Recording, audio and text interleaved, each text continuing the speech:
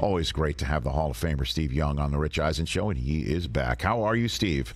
Rich, rationally, you have to be a night shower guy because all day you get sweaty and gross, and then you'd shower at night. Yeah, I'm with you. What's the rationale for a morning shower? I don't know. That's a day late. That's a day late and a night late. Well, I worked out. I worked out before coming to work, Steve, because I'm changing my life and my lifestyle. Then you got to go. You got to go too. It's a day night. It's a day night shower header. Is basically what it is. Okay, Steve very good. Okay, Steve, you and Steve Young are simpatico. Yeah. I did talk his ear off at the Super Bowl in Minneapolis. Do you remember that, Steve? I loved every minute. Oh man! Oh boy! All right. So, what's your 2 cents on the Niners quarterback scenario that appears to be Purdy and then the rest? Yeah, we got to look out at the landscape, right? Because remember, real quickly, the game has changed. 5 years ago, they changed the rules. You can't launch bodies from the defense, so there's so much more space. The space is more college-like, and that's why we got the big vicissitudes at the end of games. The number of games that were more than 10-point swings at the end of games was the greatest by far in that 2022 than ever in the NFL. So you're getting these big finishes by these big names, by these guys that are, Jalen Hurts and Mahomes and Allen and Herbert, and like these guys are the kings of football. And so you think about the 49ers, they have the best roster in football. They do. They come out of the tunnel, they're the best roster in football. They need a quarterback that can match those guys. And so they got 3 guys, and I would say that what Kyle Shanahan loves the most is rational thought, like guile and processing. Like he doesn't necessarily – he would love Jalen Hurts. He would love Josh Allen. He would love Patrick Mahomes. But until he gets that, he's going to go for a guy that he can call plays and gets a rational result, something he can really trust. And that's what came out of last year was Brock Purdy is that guy. He doesn't have the size – and the kind of presence of some of those big names and big bodies that can go get all those yards with their legs at the end of games. But Kyle can call any play, and he gets what he kind of expects, which he loves and he's drawn to. That's why he kept talking about Kirk Cousins. Like, I need somebody. Bring me somebody that can do that. So Brock came out of nowhere and is that guy. And then I give Brock credit through the offseason of his torn ligament, coming back from surgery, way ahead of schedule, ready to play, and has taken control of the huddle again. Everyone in that team knows that Brock Purdy is the starter. They've declared him the starter. Not the coaches didn't declare him the starter, the team did. And so onward. Now you say, well, what do we know about Brock Purdy? Well, we're going to find out more. Then you've got Trey. Trey's been the high draft choice. You get that. And all the expectations. Trey was a project from the beginning. I give Trey tremendous credit, Rich. He was willing to go in this offseason and work on the things that he wasn't very good at. And he humbled himself, and he got better. And we've seen elements of that. But we also see that there's just this I say the force, I call it the Star Wars force, where it's hard to describe, but it's not all there yet.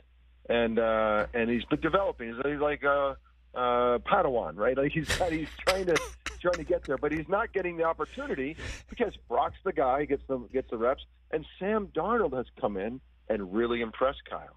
He likes him. He's drawn to Sam. He's drawn to the potential of Sam and who Sam can become, despite all the scars and trouble that he's had with the Jets and Carolina. So Trey squeezed. He doesn't get a throw, and so every throw, Rich, is a referendum on whether I'm good or not. Every throw that Trey drops back, he's like, am I good or not? And that's just no way to play. So he needs the space to kind of grow. Hopefully he gets that backup job where he can continue to grow behind Brock. But if he doesn't, then I don't know what happens. So that's the full measure. It's a long answer, but it's a complicated situation with the 49ers because it's odd. The last guy in the draft is now your guy, and the first guy in the draft, or essentially the first guy in the draft, is not. It's a little, you got to take some time to explain it. It's a great answer. I have a lot of follow-up questions. Steve Young, Hall of Famer here on the Rich Eisen Show. And first and foremost question, based on your Star Wars analogy, does that make Shanahan Yoda in this? Is he Yoda in this thing right now? Well, Mike, his dad. His dad is Yoda. Okay. And he's more Luke Skywalker. Okay, good enough. Okay. And then, so one at a time then. Purdy, you have few reservations that he is not going to take the next step? You think he's going to take a next step and be the guy, and if healthy, start all 17 and actually improve based on last year's remarkable He's already improved this summer. So he's the kind of guy that makes a mistake, and he's probably not going to make the same mistake again. He's kind of, every time he takes a shovel of dirt, it's pretty full. In that way, there's limitations to Brock. He wasn't the last guy drafted because for no reason. Like, there's things that, size and strength and his ability to kind of look at Jalen Hurts and what he brings to the table, and now as he expands in his excellence in his passing game, what he can do with his legs, and it's just like at the end of games, it makes the difference. And so that's not ever going to be Brock, but Brock's a guy that that just has that guile, that he gets it. And so I think that what you're going to get is every bit of him. And I think with this roster, I think that's enough. Now, I would say that most in the NFL today, more than ever, because defense, you can't get a great defense today. It used to be the Ravens and the Broncos did for a year, and other teams, the Bears through the years, got great defenses. They won a Super Bowl. That's not the case anymore. You cannot do that. Because of what happens at the end of the fourth quarter with these big names, the defense can't hang in there. They lose in the big ball games. And so you got to have one of those guys. Brock might be an exception because of the roster that they have, and that the innovative mind that Kyle is, and that Brock has that much guile. So, yes, I think that Brock can get that done. And then Sam Darnold, I think you heard Kyle Shanahan saying, why can't he be the next Steve Young? And I think his analogy there is it did take you many chances to get the opportunity you got in San Francisco. What he's saying, Rich, is that he sucked, and then he could be really good.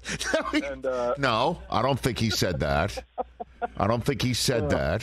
I didn't suck for that long, but yeah, he did suck early. Oh, yeah. No, I think it was his saying that it took. Yeah, I know. I get it. I think what it says.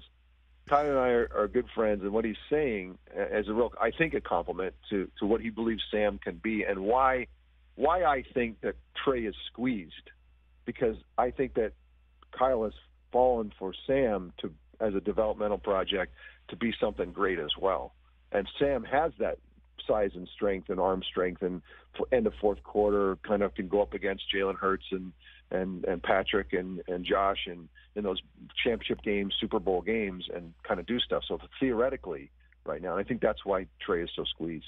Okay, so what do you think of Darnold? And let me rephrase that. Darnold was brought in initially as Purdy insurance or Lance insurance, do you think, Steve? I think Sam came in because Sam was smart and realized, I am getting killed out here. I am not showing who I could possibly be because I'm not in a place where they take care of quarterbacks. And there used to be 3 or 4 places that took care of quarterbacks back 20, 30 years ago. Now there's 10 or 15. There's a lot of great spots for quarterbacks, but there's still some terrible spots.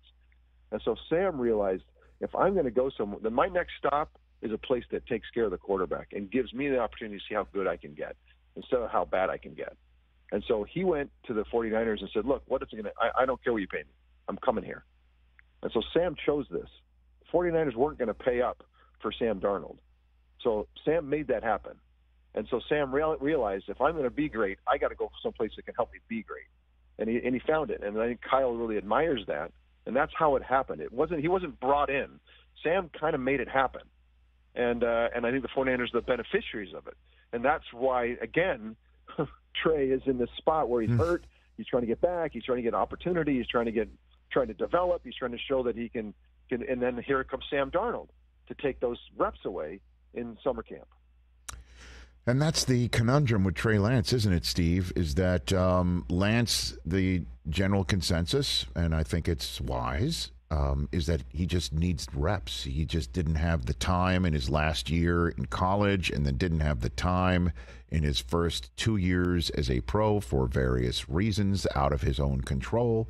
And now he's not going to have the time when he's healthy or is as focused on his craft as he's ever been. And so you said he's worked on the stuff he wasn't good at. What are those?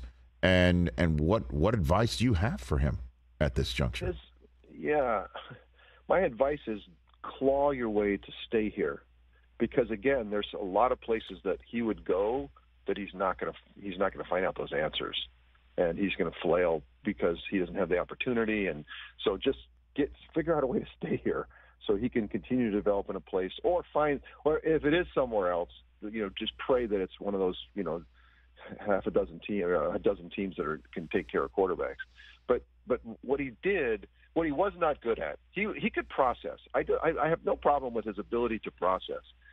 His arm couldn't do the things that his mind was saying to do, and so it was haywire. And there was a lot of talk about changing his motion, and he went through that process and tried to change it, and then they realized he can't. I don't know why these quarterback gurus think they can take a throwing motion and go, okay, we don't like that. We're going to have you do it like Dan Marino. And I went through that same thing. It's like, finally, it's like, no, let him cook. I remember the first time I saw Joe Montana throw the football in the big windmill thing. I'm like, wait, I don't have to beat Dan Marino? It's like, no, he wins Super Bowls with a windmill. I'm like, oh.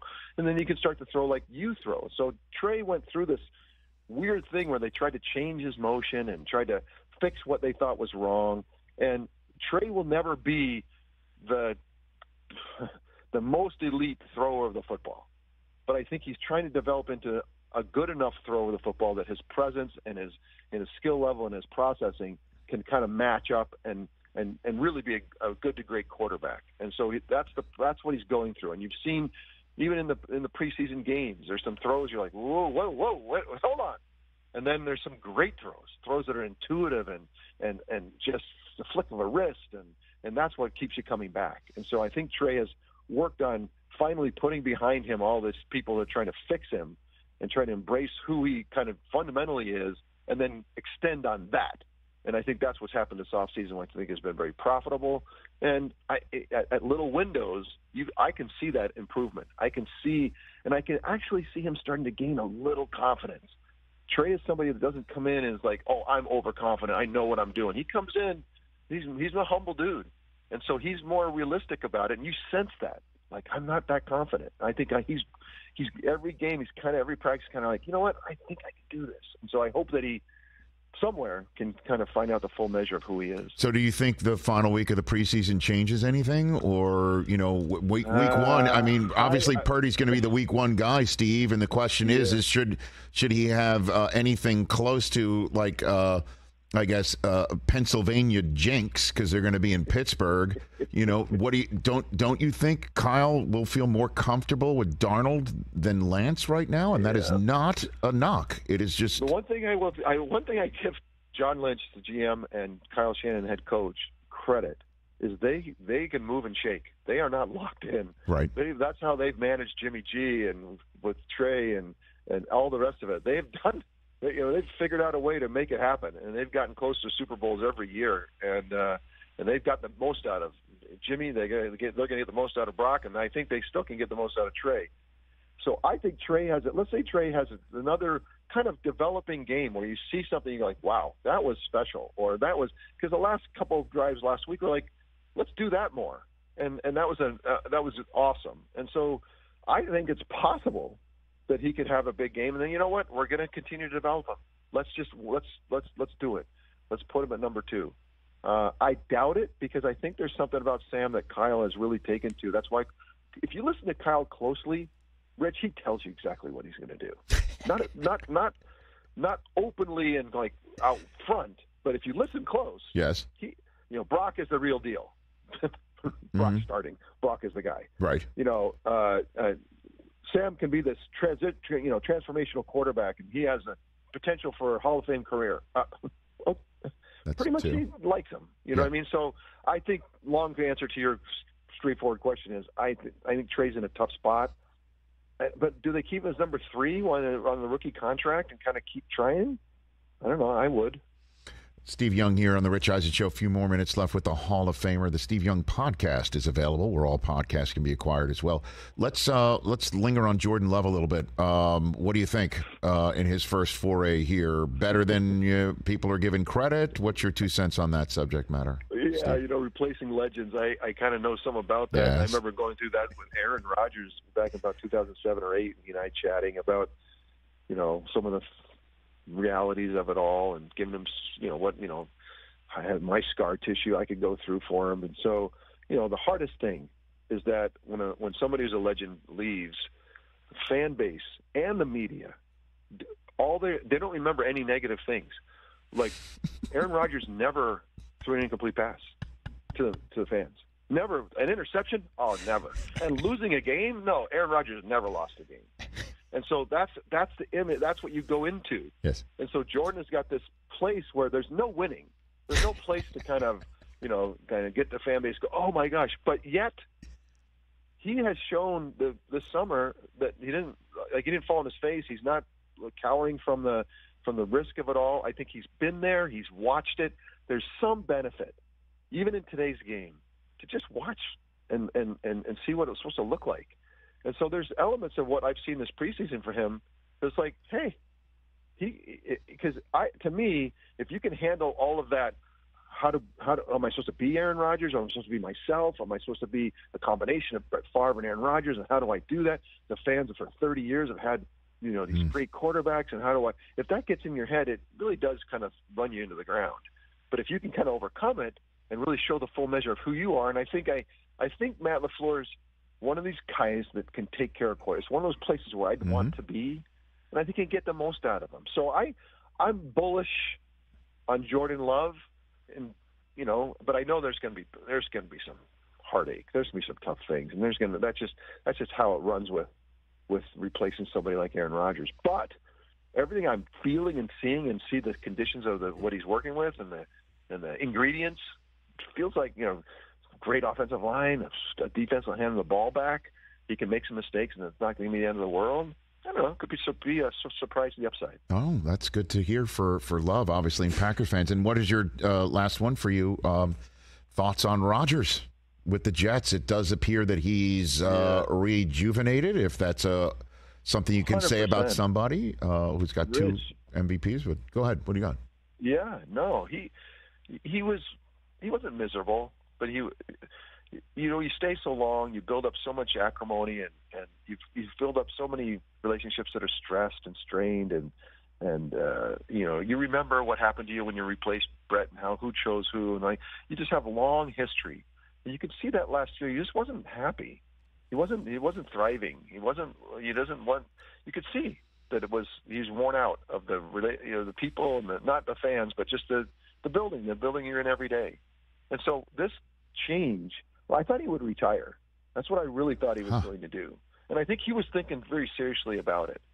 But Robert Saleh's a head coach of the Jets. Fun, he's straightforward, defensive guy, so it's not much of a threat from the quarterback spot.